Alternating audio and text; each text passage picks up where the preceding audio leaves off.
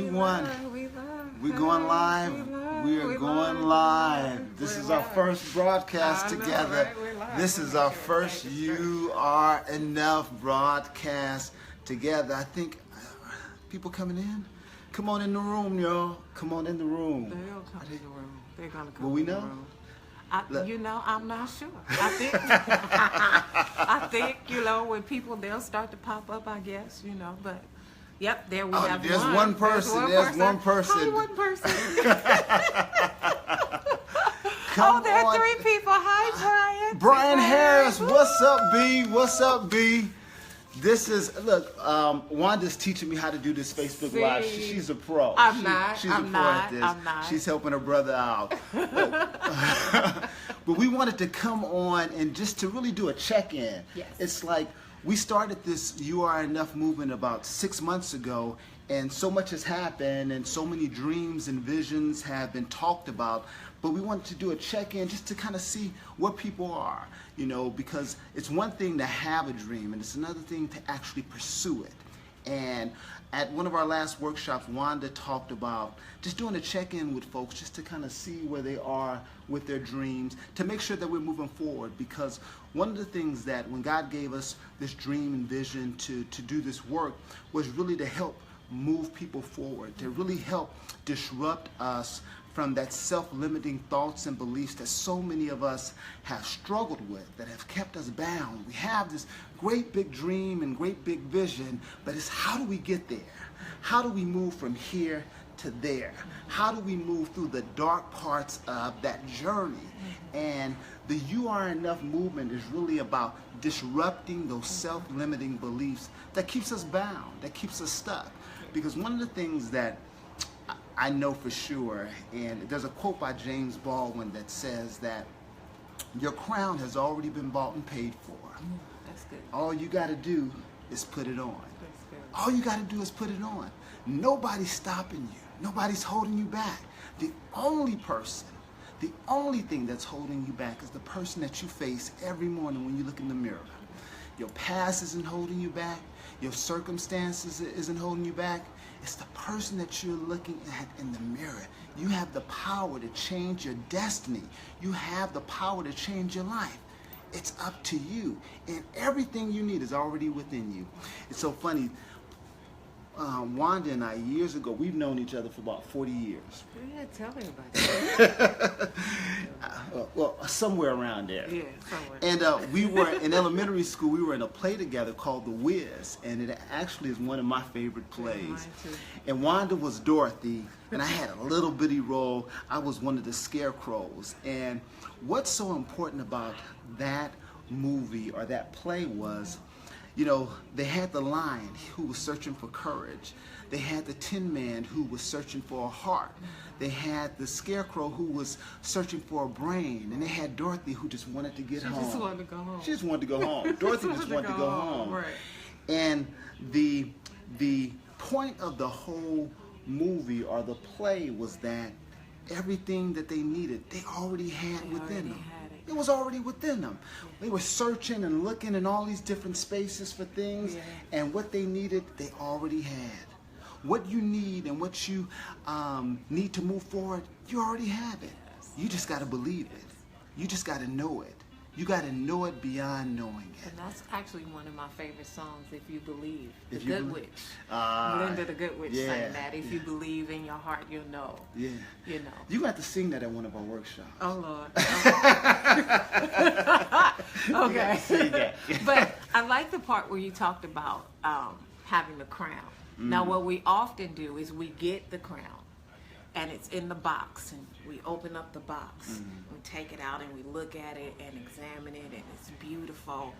But we look at it and maybe hold it up to ourselves and might even put it on briefly, but then immediately self-doubt comes in, and I'm not worthy enough to even wear this crown. This crown is too beautiful. It has too many jewels, and it might not even fit me quite right, and I'm not ready for this crown. Let me take it and put it back in the box and cover it up till I'm ready for it.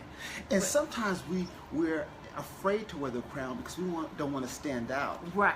because we don't want people to judge us. That's good. Because sometimes folks, when you know who you are, yes. when you stand in your power, yes. sometimes folks will become intimidated by yes. that. And so as opposed to making others uncomfortable, yes. we'll kind of just downplay who we are. So we can fit in. So we can fit in. But we weren't created to fit in. You weren't created Nope. to fit in. Nope. And we should never want to fit in. No. We should always want to achieve all that we can achieve.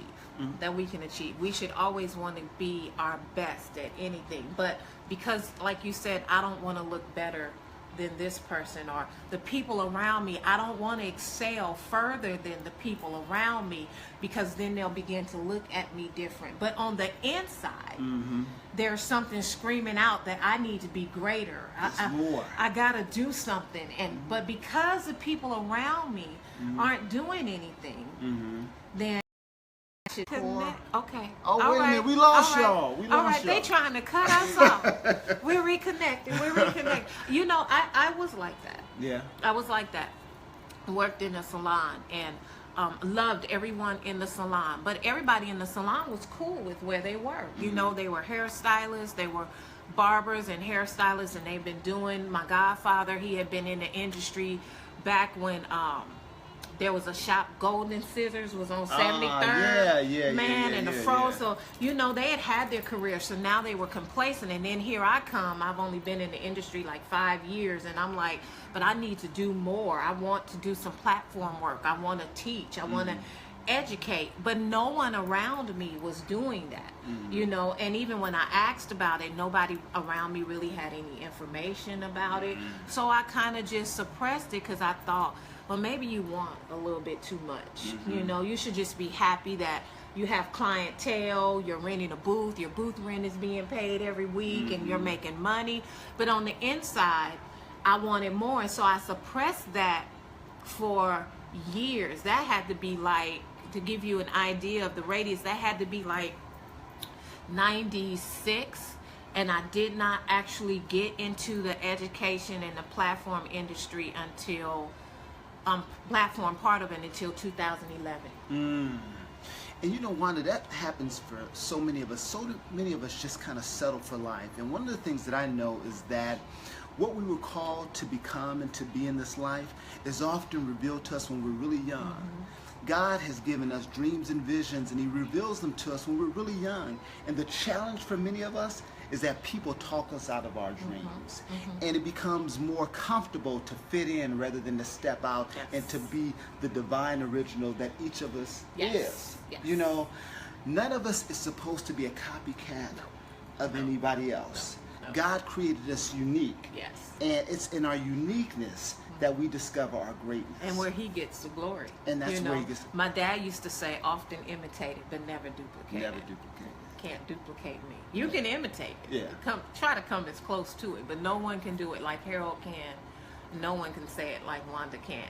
But what we will do is compare ourselves to others. Comparison is the quickest way to destroy your dream, your vision, and your goal. When I begin to compare myself to others, and it's so amazing because God opened that up to me when I looked at the story of Adam and Eve, and how was He able to beguile her the way He was? How was He able to trick her the way He did? And He used the same thing, the same tactic that got Him thrown out of heaven, was He began to compare Himself to God. And He told her the same thing. Oh, He doesn't want you to eat from that tree because He knows you'll be like Him.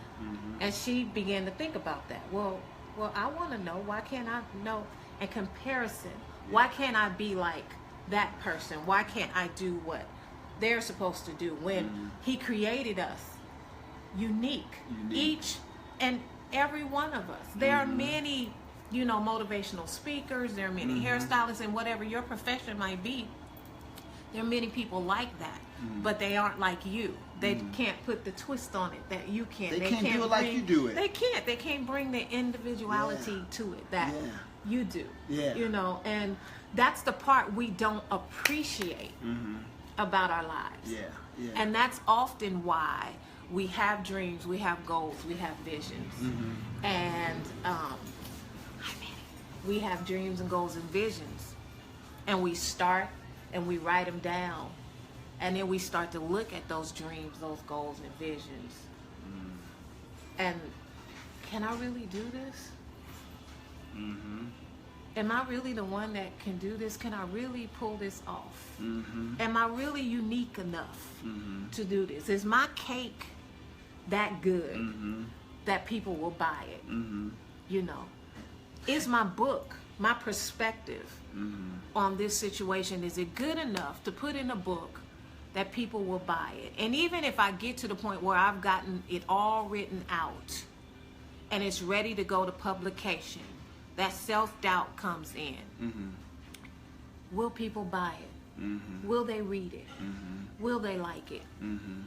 We are our own worst enemy. And see, they'll like it and they'll buy it if you believe it. Yes. See, you got to believe it. Yeah. And that's why it's so important that, you know, I decided that we needed to do t-shirts, and Wanda's created this wonderful I Am Enough journal, and all of those are tools to remind us that we are enough, that when you're going through a challenge, when you're going through a situation, it's so important that you're able to just to say and declare, I'm enough, I'm enough. And what you're saying to yourself in your situation is that I have what it takes to make it through, that I have what it takes to keep pushing forward, to keep going forward. And one of the things that I've learned through my life is that we all are going to struggle. Yeah. Everybody's going to have difficult times. Yeah. Everybody's going to, you know, no one gets to escape trouble, trying times. But those that come out on the other side, come out on the other side because of their belief. And when you come out on the other side, the goal is to become better and not bitter. And to learn from it. And to learn from it. And to learn from it. If you will allow it. If you allow But sometimes we get so caught up in the struggle, in the trying times, that we allow it to overtake us and overcome us. And we give up. Yeah. Instead of allowing it to strengthen us, to teach us, to give us wisdom, how to handle the next thing. You know, and that's often the time. So what do we do? What do we do when they've applied the things that we talked about in our workshop? They've come, they've written down their dreams, their goals, they've written them down, you know, began to take the steps necessary to make them come to pass. We're 6 months in, and so Harold, I was doing well the first couple of months, and then stuff happened. I can use me for example. I decided that I wanted to write a book for the industry, and I started, what the scripture say, you ran well, and what happened? I was on fire. You know, I got to chapter 1 and all of that. I had people that were going to write the introduction and all that stuff. Got to chapter 1, got to chapter 2. Chapter 2 was amazing. Added more stuff to chapter 2, and then suddenly in April I started school. And school began to take, oh my God, it was trying to balance school and work and my life at home. Something had to take the back burner. And so the book had to take the back burner. And so what I'm saying is, you can start and do all of that, but what happens when life happens? Talk to them about what to do when life happens. Do you succumb to life happening, or how do you get over that part when life happens? That's why it's so important to have a dream and a vision, because life is going to happen. And so when life does happen, it's important to stay focused on the dream, on the vision, because life is going to happen, you're going to fall down, and the key, and I love what Les Brown says, he says that when you fall down, fall backwards, because if you can look up, you can get up. Life is going to happen to us all, you know, but the key is to stay focused on the vision, to keep motivating and encouraging yourself, and you have to do like David. David had to encourage himself in the Lord. So often we're looking for other people to encourage us. That's our job. That's our job. And every time you fall down, you got to get back up. And every time you get back up, you get up a little stronger. Yes. You get up a little bolder. Yes. You get up a little wiser. And every time you get back up, you're strengthened. And each time you get up, you're a little closer than you were before. You're a little closer than you were before. But you got to keep the momentum going. You got to keep the momentum going. Too often what happens is the moment we hit a wall, many of us will just sit there and we'll go back to what's familiar. Yes. The reason most of us don't get to that place called success is because we get so comfortable in the familiar. We'd rather stay in a comfortable place that's a familiar pain than to go to a destiny that's unfamiliar. Yeah, because I know this. I know this pain. I recognize this. I recognize this I pain. can deal with this because I've been dealing with this and it's real for painful. a long time. It's real painful. Yeah. You know, I'm used to going to a job, you know, putting in my time, getting my sick leave, going on vacation. I get a paycheck, salary, or get a paycheck every 2 weeks. I'm used to that. But on the inside, entrepreneur is crying out. I've been an amazing baker. I've been baking with my mom and my grandmother since I was a kid. I've been baking for family members, and I bake all the treats and stuff for the office. I do it as a hobby, and people have been telling me for years that this is something that I need to do. But it's comfortable going to something that I know is sure. Yeah. I know that I'm going to get a check every 2 weeks. But then what happens when suddenly that job falls through? And you're forced to try to figure out and see, how to life make has money. a beautiful way of pushing us out of our comfort zone. Phone is ringing. Oh, we're back. We're back. Oh, we got to fix that. So the phone was just ringing. So oftentimes what looks like a tragedy is really our transition. Right. So sometimes it takes us getting fired from that job. Yes. Or it takes us having to go through that divorce. Yes. For us to, or it takes us going through an illness for us to realize and step into our power and our purpose, because now the familiar is gone. It's been disrupted. And so now it gives us an opportunity to truly discover who we are. Who he created us to be. Exactly. And it gives you that opportunity to truly lean on him and trust him, which is where he wants you to be anyway. Because a lot of times we feel that job is our source. You know, we're the ones that's doing it. It's my talent. It's that job that's providing for me, and it's not. And so sometimes he's trying to get us to a place, but we won't step out. And so he has to pull the rug from up under us and let us fall flat on our back, like you said. But the ability to look up, you know, I remember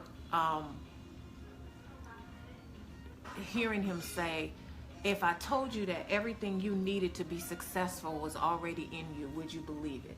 Because everybody around me was telling me, Wanda, you're so good at this, and Wanda, you should really do that, and Wanda, you should have the training center, Wanda, you should teach kids and our students and, you know, stylists. And I'm sitting there and I'm like, yeah, I hear you, you know, and I really wanted to do it, but I didn't believe that I could actually do it. I didn't believe that people would come. I didn't believe they would listen to me, you know. And he said, if I told you everything that you need to be successful is already in you, would you believe it then? And you know, part of the reason why you didn't believe, and part of the reason why a lot of us don't believe in our greatness and our gifts and abilities is because of old programming and old conversations that we've been exposed to when we were young. Somebody told you, you know, you're not smart enough. Or I don't want you on my team. Or I don't want you for this. And that stuck with us. And it made us feel less than. Or they didn't pick us. They didn't pick us. They didn't pick us. And you know, the beauty of life for me is, you know, so often we're waiting for somebody else to discover us. The true beauty of life is when you discover yourself. When you discover your own goodness.